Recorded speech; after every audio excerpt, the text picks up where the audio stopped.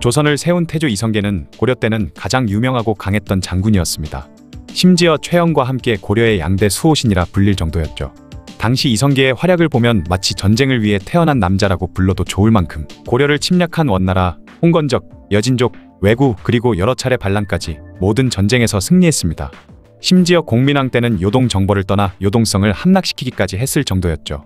하지만 수십 년간의 전투에서 단 한 번도 패배한 적이 없는 불패 신화의 이성계가 처음이자 마지막으로 패배한 전투가 있는데요. 그 전투는 바로 조사이의 난이죠. 조사이가 신덕왕후의 원한을 갚는다는 명분으로 반란을 일으켰을 때 이성계도 이 난을 인정하며 신뢰와 명분을 제공해 주었기 때문에 실질적 주동자는 이성계라고 합니다.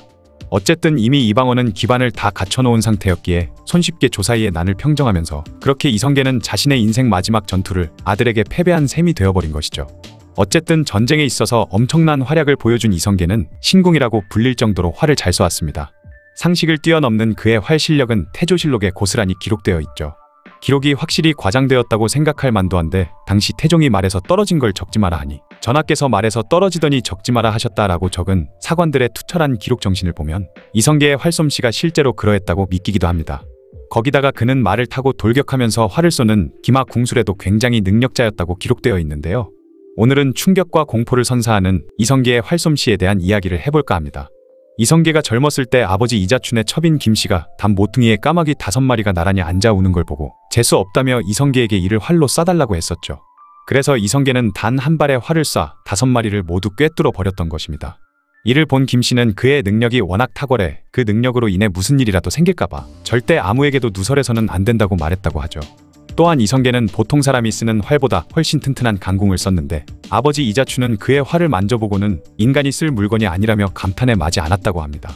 그의 활솜씨 능력은 이후 여러 전쟁에서 10분 발휘하게 되는데요. 1361년 홍건적이 20만 대군을 이끌고 고려로 침입해 순식간에 수도 개경까지 함락되자 이성계는 자신의 친병 조직인 가별초 2000명을 거느리고 개경 탈환 작전에 투입되었죠. 이성계가 선봉에 서서 공격해 들어가자 다른 고려군들도 용기를 얻어 함께 홍건적을 공격했는데 이성계는 말을 탄 채 적의 장수만 골라 쏘는 신기에 가까운 활약을 펼쳤고 마침내 홍건적의 두목이던 사유와 관선생의 목을 따버렸으며 10만에 달하는 홍건적을 도륙해버렸습니다. 그리고 그는 개경에 제일 먼저 입성하는 등의 엄청난 전功을 세웠죠. 이후 이성계는 경성수복공신 1등 공신에 책봉되어 고려 조정에서도 이성계를 일개 변방의 장수가 아닌 인물로 주목하기 시작했던 것입니다. 그리고 이듬해인 1362년 원나라의 군벌이던 나아추를 격파했는데요. 나아추는 가장 뛰어난 부하 장수 한 명에게 이성계의 목을 가져오라 명했는데 그 장수는 반대로 이성계에게 목을 건네주고 왔고 열받은 나아추가 다음날 장수 5명을 한꺼번에 보내 그를 공격했는데 5명 모두 죽여버리기까지 했죠. 또한 한 명의 적 병사가 이성계에게 활을 쐈는데 이성계는 즉시 말 위에서 일어나 화살이 가랑이 사이로 지나가도록 피해버렸고 곧바로 그 적병을 쏴 무릎을 맞춰버렸다고 합니다. 거기다가 나아추의 장수 중 한 명이 온몸에 철갑옷을 입고 입만 벌릴 수 있을 정도로 얼굴까지 모조리 감싸고 나왔는데 활을 쏠 곳이 마땅치 않자 이성계는 그 장수의 말을 쏴버렸습니다. 그러자 말이 길길이 날뛰었는데 적 장수가 깜짝 놀라 입을 벌리자 이성계는 이 틈을 놓치지 않고 입에 활을 쏴 그를 쓰러뜨렸다고 하죠. 이후 1차 요동 정벌 때도 기막힌 활약을 보여주는데요. 동령부의 추장 고환이가 오녀산성에 운거하면서 항전을 하자 이성계는 애기사를 이용해 적 병사들 70명의 얼굴을 모두 꿰뚫어 버렸다고 하죠.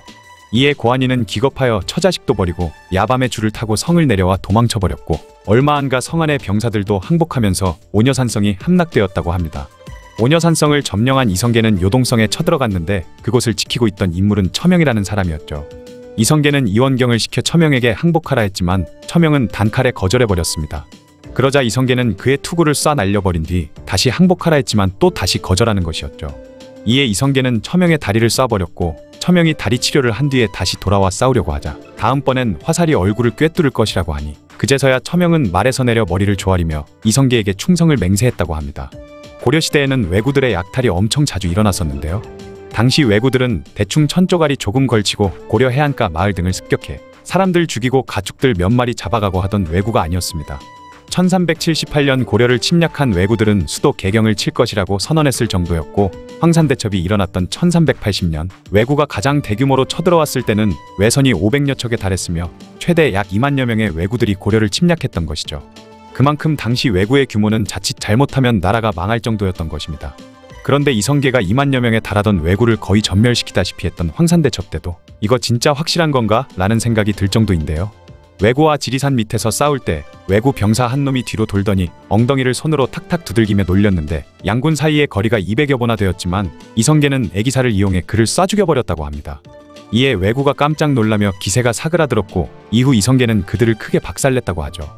그리고 적장이던 아기발도는 어린 나이에 왜구의 우두머리가 되었고 엄청난 무력으로 전장을 휩쓸고 다녔던 인물인데요.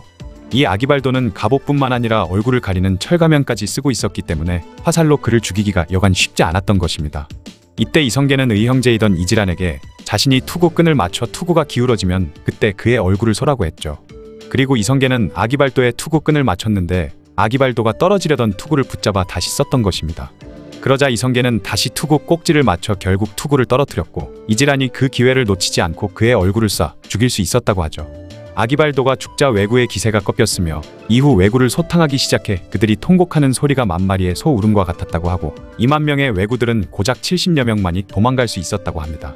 여담으로 요동 정벌 때 항복한 첨영도 황산대첩 때 참전했는데 이성계가 왜구에 포위되어 위기에 처했을 때 그가 목숨을 걸고 이성계를 구해냈다고 하죠.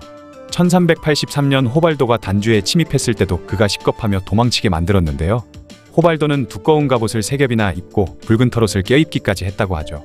그리고 이성계와 맞붙게 되었는데 이길 수 없었던 호발도가 도망치자 얼른 활로 도망치는 호발도의 등을 쏴버린 것입니다. 마치긴 했지만 갑옷이 두꺼워 상처를 입히지 못하자 이성계는 곧바로 그의 말을 쏴 넘어뜨렸고 함께 넘어진 호발도에게 화살을 쏘려는 찰나에 호발도의 부하들이 막아섰던 바람에 결국 실패했다고 하죠.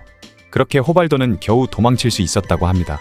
믿기지 않겠지만 지금까지 모든 기록은 정사인 실록에 기록되어 있는 것들이죠. 또한 전쟁 때의 활약을 적어놓은 것인데 그의 활솜씨에 대한 일화까지 하면 더욱 많습니다. 야사이긴 하지만 이지란과 의형제가 된 일화도 재미있는데요. 이성계는 처음 이지란을 만났을 때 사냥한 사슴을 가지고 서로 다투었다고 하죠. 그러다 서로에게 활을 쏘는 대결을 하게 되었는데 이지란이 쏜 화살을 이성계가 모두 피해버렸던 것입니다. 또 다른 이야기로는 이지란이 쏜 화살을 손으로 잡았다는 이야기도 있죠. 어쨌든 황산대첩에서 보여준 이지란의 활솜씨도 장난 아닌데 그보다 더 신기한 모습을 보여준 건 이성계였던 것입니다. 이후 이성계가 쏠 차례가 되자 이지란은 얼른 자신의 패배를 인정했고 그렇게 둘은 의형제를 맺었다는 이야기이죠. 또한 이지란이 길을 가던 안악내의 머리에 얹어져 있는 물동이에 구멍을 내자 이성계가 솜을 끼운 화살을 쏴 그 구멍을 막았다는 재미있는 야사도 있습니다. 활에 대한 또 다른 일화로는 어느 날 이성계는 친구들과 술자리를 가지게 되었는데요. 그런데 백보 뒤에 있던 배나무 가지 하나에 배 여러 개가 주렁주렁 달려 있었다고 합니다. 친구들이 그에게 활을 쏴 배를 떨어뜨려 보라고 하자 딱 한 발을 쏴 모두 떨어뜨려 버렸고 그 배로 손님들을 대접했다고 하죠. 또한 공민왕은 이성계의 활솜씨를 극찬하기도 했는데요. 원나라의 찬성사 황상이 활을 잘 쏘기로 유명했는데 원나라 황제가 어떻게 그렇게 활을 잘 쏘냐며 그의 팔을 만져보기도 했던 인물이죠. 그러다 보니 이성계와 황상이 붙으면 누가 이길 것인지 많은 사람들이 궁금해했는데 둘의 결투가 개경에서 벌어지게 됩니다. 서로 수백 발의 화살을 쐈는데 황상은 50발까지는 다 명중했지만 그 이후부터는 명중하기도 하고 못 맞히기도 한 것이죠. 하지만 이성계는 단 한 발도 빗나가지 않았다고 합니다. 이성계는 다른 사람과 이런 활실력을 겨루기도 많이 했었나 본데요. 이런 경우 이성계는 일부러 이기고 지고 한 것이 없도록 똑같이 맞히거나 딱 한 발만 더 맞히면서 상대방을 배려했다고 하죠. 그리고 이성계는 젊은 시절부터 호랑이 사냥을 취미로 삼았는데 어느 날 이성계가 호랑이를 잡아 우왕에게 바치니 우왕이 조심하라고 걱정해주기도 했다고 합니다. 한 번은 호랑이가 이성계의 말 뒤로 올라타려고 하자 그는 순간적으로 호랑이의 얼굴을 때려 떨어뜨린 뒤에 곧바로 활로 쏴 죽인 적도 있으며 호랑이가 개경에 나타나 사람과 가축을 해치자 이성계가 활로 이 호랑이를 잡기도 했죠. 그리고 이성계의 인간미가 넘치는 이야기도 있습니다. 이성계가 49살 때였던 1383년 가을 때 그가 농촌길을 걷다가 뽕나무 위에 비둘기 2마리가 있는 걸 보고 활로 쏴 비둘기를 잡은 적이 있죠. 그러자 근처에서 농사를 짓고 있던 두 농부가 이성계에게 도령의 활솜씨가 대단하다고 칭찬했던 것입니다.